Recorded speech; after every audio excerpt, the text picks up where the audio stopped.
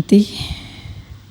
बाबा की 15 तारीख की साकार अनमोल धारणा युक्त महावाक्य हैं, जिनमें बाबा ने कहा है, बच्चे आपस में जब वार्तालाप करते हो तो यही वार्तालाप करो कि हम सर्विस को कैसे बढ़ाएं, नई नई सेवा के प्लान बनाओ और हर एक आत्मा के कल्याण की युक्ति रचो।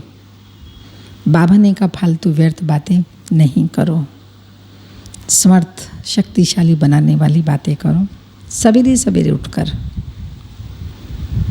बाबा से बातें करो और अपने आप से भी बातें करो, विचार सागर मंथन करो। इसके साथ साथ बाबा ने कहा भोजन बनाते समय भी बाप की याद में भोजन बनाओ। बाबा की याद में बना रहे हैं और मनसा भी बाहर ना भटके। भोजन बनाते समय मनसा बाहर बिल्कुल ना भटके। तब तो कहा जाता है जैसा अन्न वैसा मन। अगर हम भटकते हुए बुद्धि को भोजन बनाते हैं तो खाने वाले की बुद्धि भी भटकेगी। इसलिए बाबा ने कहा ये ध्यान देना है कि मेरी बुद्धि कहाँ बाहर नहीं भटके। तो सुनते ही हैं प्यारे बाबा के महावाक्य। मीठे बच्चे, अभी तुम अमर लोक की यात्रा पर हो। तुम्हारी यह बुद्धि की रूहानी यात्रा है जो तुम सच्चे सच्चे ब्राह्मण ही कर सकते हो। क्वेश्चन, अपने आप से व आपस में कौन सी वार्तालाप करना ही शुभ सम्मेलन है? आंसर है अपने आप से बातें करो। हम आत्मा अब इस पुराने छीछी शरीर को छोड़ वापस घर जाएंगे। यह तन कोई काम का नहीं, अब तो बाबा के साथ जाएंगे। आपस में जब मिलते हो तो यही वार्तालाप करो। सर्विस वृद्धि को कैसे पाए, सबका कल्याण किस तरह हो, सबको रास्ता कैसे बताएं, आदि आदि। यही शुभ सम्मेलन है। गीत के बोल हैं, दिल का सहारा टूट ना जाए, बन के नसीबा फूट ना जाए। ओम शांति। मीठे मीठे रूहानी बच्चे, सभी सेंटर्स के ब्रह्मा मुखवंशावली सर्वोत्तम ब्राह्मण कुलभूषण अपने कुल को जानते हैं। जो जिस कुल के होते हैं वह अपने कुल को जानते हैं, चाहे कम कुल वाले हों चाहे अच्छे कुल वाले हों। हर एक अपने कुल को जानते हैं और समझते हैं इसका कुल अच्छा है। कुल कहो जाति कहो, दुनिया में तुम बच्चों के सिवाय और कोई नहीं जानते कि ब्राह्मणों का ही सर्वोत्तम कुल है। अब जबकि हम शिव बाबा के बने प्रजापिता ब्रह्मा के द्वारा, तो सबसे ऊंचे से ऊंचा कुल हम ब्राह्मणों का है जो धर्म के बच्चे बने हैं। पहला नंबर कुल कहेंगे तुम ब्राह्मणों का। ब्राह्मण कुल अर्थात ईश्वरीय कुल, ईश्वर के बने फिर ब्राह्मण कुल के बने। पहले है निराकारी कुल, फिर आते हैं साकारी सृष्टि में। सूक्ष्म मतन में तो कुल होता ही नहीं। ऊंचे से ऊंचा साकार में तुम ब्राह्मणों का कुल है। तुम ब्राह्मण आपस में भाई बहन हो। बहन और भाई होने के कारण विकार में जा नहीं सकते। तुम अनुभव से कह सकते हो कि यह पवित्र रहने की बड़ी अच्छी युक्ति है। भाई बहन का पवित्र रिश्ता होता है, तो प्रजापिता ब्रह्मा की संतान हम भाई बहन हैं, ये पवित्र रहने की बहुत अच्छी युक्ति है। हर एक कहते हैं हम ब्रह्मा कुमार कुमारी हैं, हम शिव वंशी तो सब हैं। फिर जब साकार में आते हैं तो प्रजापिता का नाम होने कारण भाई बहन हो जाते हैं। प्रजापिता ब्रह्मा है तो जरूर रास्ता है, एडॉप्ट करते हैं। तुम कुखवंशावली नहीं हो, मुखवंशावली हो। तो मनुष्य कुखवंशावली और मुखवंशावली का अर्थ भी नहीं जानते। मुखवंशावली अर्थात एडॉप्टेड बच्चे, कुखवंशावली अर्थात जन्म लेने वाले। तुम्हारा यह जन्म अलौकिक है। बाप को लौकिक अलौकिक परलौकिक कहा जाता है। प्रजापिता ब्रह्मा को अलौकिक बाप कहा जाता है। लौकिक बाप तो सभी को है ही, वह तो कॉमन है, हर एक का लौकिक पिता अपना अपना होता है, लेकिन ये अलौकिक परलौकिक सबका एक ही पिता है। परलौकिक बाप भी सभी का है। भक्ति मार्ग में तो हे भगवान, हे परम पिता सभी कहते रहते हैं, परंतु इस बाबा यानी प्रजापिता ब्रह्मा को कभी कोई पुकारते नहीं। ये बाबा भी होता है ब्राह्मण बच्चों का। उन दोनों को तो सब जानते हैं, बाकी ब्रह्मा में मूंझ पड़ते हैं, क्योंकि ब्रह्मा तो है ही सूक्ष्म वतन में, यहाँ तो दिखाते नहीं हैं। चित्रों में भी ब्रह्मा को दाढ़ी मूंछ वाला दिखाते हैं, क्योंकि प्रजापिता ब्रह्मा यहाँ सृष्टि में है। सूक्ष्म वतन में तो प्रजा रच नहीं सकते, यह भी किसी की बुद्धि में नहीं आता है। ये सब बातें बाप समझाते हैं। ये रूहानी यात्रा भी गाई हुई है। रूहानी यात्रा वह है जहाँ से फिर लौट नहीं आना है। दूसरी यात्राएं तो सब जन्म जन्मांतर करते रहते हैं और जाकर लौट आते हैं।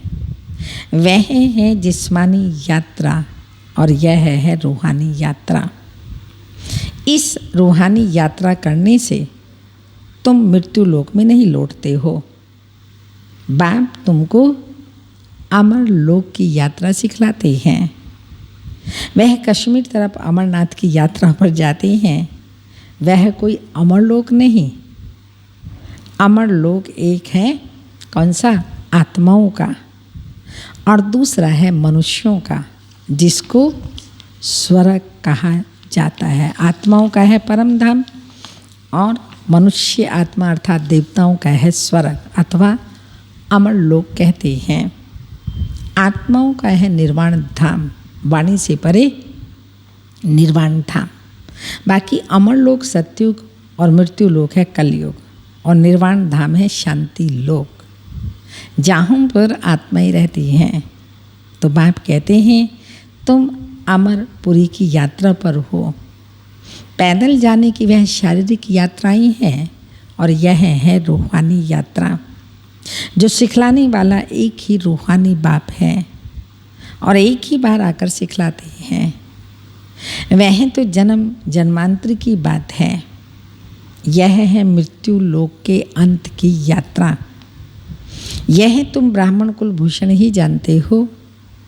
रूहानी यात्रा अर्थात याद में हो, परमात्मा की, शिव बाबा की याद में रहना, यह है रूहानी यात्रा। गाया भी जाता है अंत मति सो गति।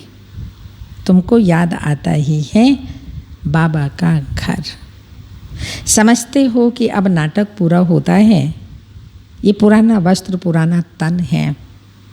आत्मा में खाद पड़ने से शरीर में भी खाद पड़ती है। जब आत्मा पवित्र बनती है तो हमको शरीर भी पवित्र मिलता है। सतयुग में आत्मा और शरीर दोनों पवित्र होते हैं। यह भी तुम बच्चे समझते हो। बाहर वाले तो कुछ नहीं समझते। तुम देखते हो कि कोई कोई समझते भी हैं, कोई कोई की बुद्धि में यह ज्ञान नहीं।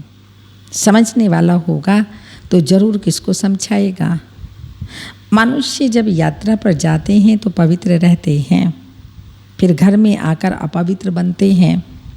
मास 2 मास पवित्र रहते हैं। याद की भी सीजन होती है। सदैव तो यात्रा पर जा न सके। ठंडी व बरसात के समय कोई जा न सके। तुम्हारी यात्रा में तो ठंडी गर्मी की कोई बात ही नहीं। शरीर से डिटैच होने की, अशरीरी होने की यात्रा है। आत्मा को ठंडी गर्मी लगती ही नहीं है। बुद्धि से खुद समझ सकते हो कि हम जा रहे हैं बाप के घर। जितना हम याद करेंगे उतना विकर्म विनाश होते हैं। बाप के घर में जाकर फिर हम कहाँ आएंगे? इस दुनिया में नहीं आएंगे, फिर नई दुनिया में आएंगे। ये बाबा ही समझाते हैं। यहाँ भी नंबरवार बच्चे हैं। वास्तव में यात्रा को भूलना नहीं चाहिए। सारा दिन बाबा की याद में रहना चाहिए, इस यात्रा पर रहना चाहिए। बाबा ने कहा इस यात्रा को भूलना नहीं चाहिए, लेकिन माया भुला देती है। इसलिए लिखते भी हैं बाबा आपकी याद भूल जाती है। अरे याद की यात्रा जिससे तुम एवर हेल्दी वेल्दी बनते हो, ऐसी दवाई को भूल जाते हो। ये यात्रा भी है और दवाई भी है। तो बाबा ने कहा इस दवाई को तुम भूल जाते हो। वह यह भी कहते हैं कि बाप को याद करना तो बड़ा ही सहज है। अपने साथ बातें करनी होती हैं कि हम आत्मा पहले सतो प्रधान थी, अब तमो प्रधान बन गई। अब शिव बाबा हमको युक्ति तो बहुत अच्छी बताते हैं, बाकी अभ्यास करना है। आँख बंद कर विचार नहीं किया जाता। बाबा ने एक्ट करके दिखाई। आंखें खोलकर कैसे बात करनी है अपने आप से, बाबा को कैसे याद करना है, वो बाबा ने प्रैक्टिकल करके दिखाया। तो ऐसे अपने साथ बातें करो। हम सतो प्रधान थे, हम ही राज्य करते थे। वो दुनिया गोल्डन एज थी, फिर सिल्वर एज, कॉपर एज में आ गए। अब आयरन एज का भी अंत है, तब बाबा आया हुआ है। ये बातें करनी है अपने आप से। बाबा हम आत्माओं को कहते हैं कि मुझे याद करो और अपने घर को याद करो जहाँ से आई हो, तो फिर अंत मति सुगति हो जाएगी। तुमको वहाँ ही जाना है। ये युक्ति बाप बतलाते हैं कि सवेरे उठकर अपने से बातें करो। बाबा एक्ट करके दिखाते हैं कि हम भी सवेरे उठ विचार सागर मंथन करता हूँ। ब्रह्मा बाबा सुबह उठ कर के विचार सागर मंथन करते हैं। वो बाबा बता रहे हैं सच्ची कमाई करनी चाहिए, सुबह का साईं आदि आदि। तो उस साईं को याद करने से, शिव बाबा साईं को याद करने से तुम्हारा बेड़ा पार हो जाएगा। बाबा जो करते हैं, जैसे करते हैं, वो बच्चों को समझाते हैं। इसमें खिटखिट की बात नहीं है, ये कमाई की बहुत अच्छी युक्ति है। अलप को याद करने से बे की बादशाही तो मिल ही जाएगी।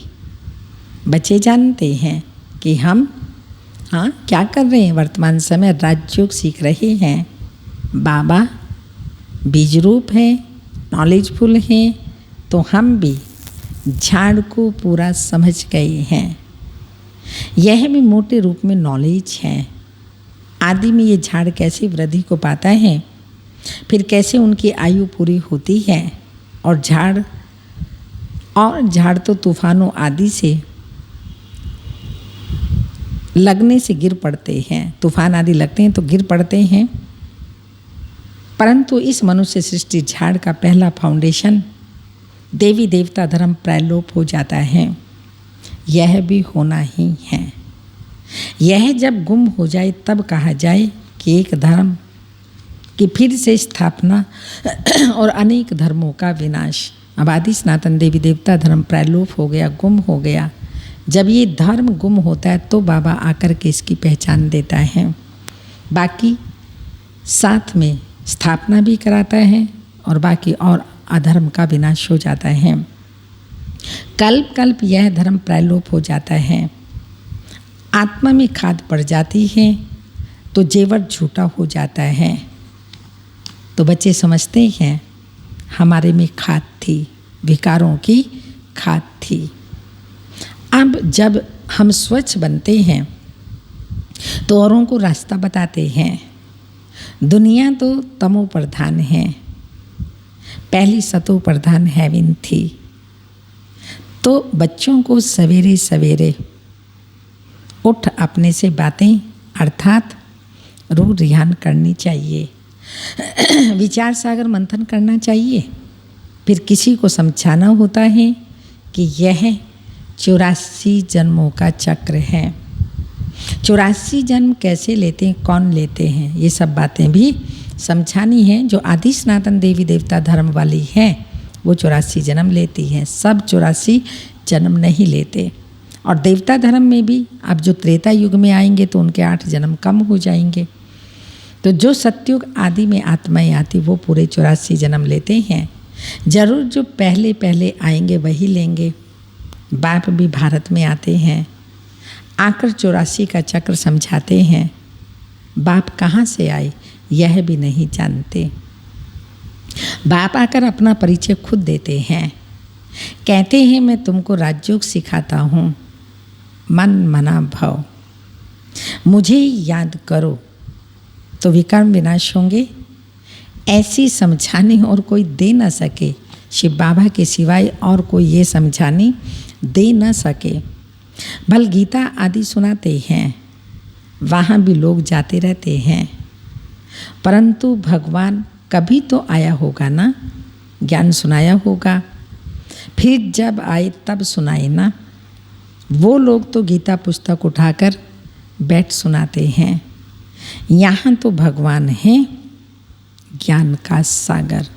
भगवान कोई गीता शास्त्र आदि नहीं उठाता, वो अपने आप में ज्ञान का सागर है, तो ओरली सब ज्ञान सुनाता है। भगवान तो ज्ञान का सागर है, इनको कुछ हाथ में नहीं लेना पड़ता, ये सीखता ही नहीं, किसी से भी बाबा सीखता नहीं। कल पे पहले भी आकर तुम बच्चों को संगम पर सिखाया था। बाप ही आकर राजयोग सिखाते हैं। यह है याद की यात्रा। राजयोग माना बाबा को याद करना, और याद करना माना यात्रा। तुम्हारी बुद्धि जानती है, सिवाय ब्रह्मा मुखवंशावली ऐसा कोई मनुष्य नहीं होगा जिसके पास यह ज्ञान होगा। सब में सर्वव्यापी का ज्ञान भरा हुआ है। ये कोई नहीं जानते कि परमात्मा बिंदी है। ज्ञान सागर पतित पावन है, सिर्फ ऐसे ही गाते रहते हैं। गुरु लोग जो सिखाते हैं वो सत सत करते रहते, अर्थ कुछ नहीं समझते, ना उस पर कभी विचार चलाते तो यह सत्य है व नहीं। तो बाप समझाते हैं कि तुम बच्चों को चलते फिरते याद की यात्रा में जरूर रहना है, नहीं तो विकर्म विनाश हो नहीं सकते। कुछ भी करो, कर्म करते रहो, परंतु कुछ भी करो कर्म करते रहो, परंतु बुद्धि में बाप की याद रहे। श्रीनाथ द्वारे में भोजन बनाते हैं तो बुद्धि में वह श्रीनाथ रहता है ना, बैठे मंदिर में हैं, जानते हैं कि हम श्रीनाथ के लिए बनाते हैं। भोजन बनाया, भोग लगाया, फिर घर वाले बच्चे आदि सब याद आते रहेंगे। वहाँ भोजन बनाते हैं, मुख बंद बात नहीं करेंगे, मुख बंद करके भोग बनाएंगे। साकार में जब बाबा थे, लच्छू दादी बाबा के लिए भोजन बनाती थी, बनवाती थी, तो बोलते नहीं थे बिल्कुल भी, क्योंकि बोलने से एक तो जो अंदर के वाइब्रेशंस भी हैं, और कभी कभी थूक की राल भी भोजन में डल जाती है, वो पवित्र नहीं माना जाता। और बिना याद के भोजन बनाएंगे, बोल रहे हैं, तो वो भी ब्रह्मा भोजन नहीं हुआ। इसलिए बाबा की याद में बना हुआ भोजन उसको ब्रह्मा भोजन कहेंगे। उस ब्रह्मा भोजन में शक्ति होती है, जो अन्न खाता है उसका मन चेंज होता है। तो इसलिए बाबा ने कहा वहाँ पर मुख बंद बात नहीं करेंगे। मनसा से कोई विकर्म नहीं बनता। वह श्रीनाथ के मंदिर में बैठे हैं, यहाँ तो शिव बाबा के पास बैठे हो तो बाबा को याद करके बनाना चाहिए। यहाँ भी बाबा युक्ति बताते रहते हैं, बच्चे कोई फालतू बात नहीं करना, सदैव बाबा से मीठी मीठी बातें करना। जैसे बाप वैसे बच्चे।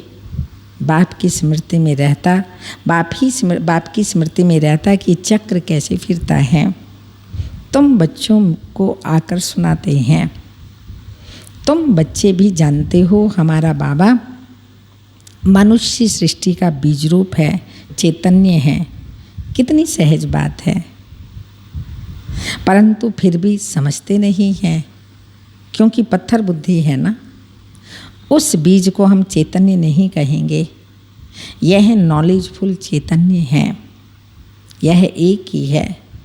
वह बीज तो अनेक प्रकार के होते हैं, भगवान को कहा जाता है मनुष्य सृष्टि का बीज रोप। तो बाप हो गया ना। आत्माओं को, आत्माओं का बाप परमात्मा है, तो सभी ब्रदर्स ठहरे। बाप भी वहाँ रहते हैं जहाँ तुम आत्माएं निवास करते हो।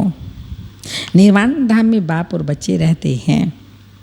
इस समय तुम प्रजापिता ब्रह्मा की संतान भाई बहन हो, इसलिए कहलाते हो शिववंशी ब्रह्मा कुमार कुमारियाँ। यह भी तुमको लिखना है कि हम ब्रह्मा कुमार कुमारियाँ भाई बहन हैं। बाप द्वारा सृष्टि, बाप ब्रह्मा द्वारा सृष्टि रचेंगे तो भाई बहन ठहरे ना। ब्रह्मा के द्वारा बाबा सत्य की दैवी सृष्टि रचते हैं, तो यहाँ संगम पर ही रचते हैं ना, तो यहाँ हम भाई बहन ठहरे ना। कल्प कल्प ऐसे ही क्रिएट करते हैं, एडॉप्ट करते जाते हैं। मनुष्य को प्रजापिता ब्रह्मा नहीं कहा जाता, भल बाबा कहते हैं, परंतु वह है हद का। इनको प्रजापिता कहेंगे क्योंकि बहुत प्रजा हैं, अर्थात ढेर बच्चे हैं। तो बेहद का बाप बच्चों को सभी बातें बैठ समझाते हैं। ये दुनिया बिल्कुल ही क्या बन गई, बिगड़ी हुई छीछी दुनिया है। ये सारी दुनिया बिगड़ी हुई छीछी है। अब तुमको वाह की दुनिया में ले जाते हैं। तुम्हारे में भी बहुत हैं जो भूल जाते हैं। अगर ये याद हो तो बाप भी याद रहे, प्राप्ति है नई दुनिया की, वाह दुनिया की, ये याद रहे तो बाप भी याद रहे और गुरु भी याद रहे कि अब वापस जाना है और वापस जाके फिर नई दुनिया में आना है। पुराना शरीर छोड़ देंगे क्योंकि ये तन अब काम का नहीं है। आत्मा पवित्र होती जाती है तो शरीर भी पवित्र होना है। आपस में क्या करना है, आपस में ऐसी ऐसी बातें बैठ करनी चाहिए। इसको कहा जाता है शुभ सम्मेलन, जिसमें अच्छी अच्छी बातें हों। सर्विस कैसे वृद्धि को पाएं, कल्याण कैसे करें। उन्हों का तो छीछी सम्मेलन है, गपोड़े मारते रहते हैं। यहाँ गपोड़े आदि की बात नहीं। सच्चा सम्मेलन इसे कहा जाता है। तुमको ये कहानी सुनाई है, हाँ, सम्मेलन भी है, कहानी भी है कि यह कलयुग है। सत्य को स्वर्ग कहा जाता है। भारत स्वर्ग था। भारतवासी ही 84 जन्म भोगते हैं। अब अंत में हैं। अब तुम तमो प्रधान से सतो प्रधान बनते हो। इसमें कोई गंगा स्नान आदि नहीं करना है। भगवानो वाच्य, मैं सभी का बाप हूँ। कृष्ण सबका बाप नहीं हो सकता। एक दो बच्चे का बाप श्री नारायण है, ना कि श्री कृष्ण। युवा है, बच्चा है, तो वो कैसे बाप होगा। बड़ा हो, स्वयंवर हो, तब तो एक बच्चे का बाप बने। कृष्ण तो कुमार हैं। इस प्रजापिता ब्रह्मा को तो बहुत बच्चे हैं। कहाँ कृष्ण भगवानो वाच्य और कहाँ शिव भगवानो वाच्य। भूल कितनी बड़ी कर दी है, जो बाप के बदले बच्चे का नाम डाल दिया। बाबा कह रहे बहुत बड़ी भूल कर दी। कहाँ भी प्रदर्शनी करो तो मुख्य बात यह है, कौन सी, गीता का भगवान यह है या वह है, पुनर्जन्म में आने वाला श्री कृष्ण या फिर शिव बाबा पुनर्जन्म रहित। पहले ये समझाना चाहिए कि भगवान शिव को कहा जाता है। यह बुद्धि में बिठाना है, इस पर प्रूफ होना चाहिए। गीता के भगवान का चित्र बड़ा परमानेंट होना चाहिए। नीचे में लिख देना चाहिए, जज करो और आकर के समझो, फिर लिखा करके सही लेनी चाहिए, तो वो मानेंगे, सिद्ध कर सकेंगे हम कि गीता का भगवान श्री कृष्ण नहीं है, शिव बाबा है। ज्ञान सुनाएंगे, समझाएंगे तो समझेंगे। अच्छा, मीठे मीठे सिक्के लदे बच्चों प्रति माता पिता बाप दादा का याद प्यार। गुड मॉर्निंग, डायमंड मॉर्निंग, रूहानी बाप की रूहानी बच्चों को नमस्ते। हम रूहानी बच्चों की रूहानी माता पिता बाप दादा को याद प्यार गुड मॉर्निंग, डायमंड मॉर्निंग, ओम नमस्ते। आज की धारणा है आपस में शुभ सम्मेलन कर सर्विस की वृद्धि के प्लान बनाने हैं। अपने और सर्व के कल्याण की युक्ति रचनी है।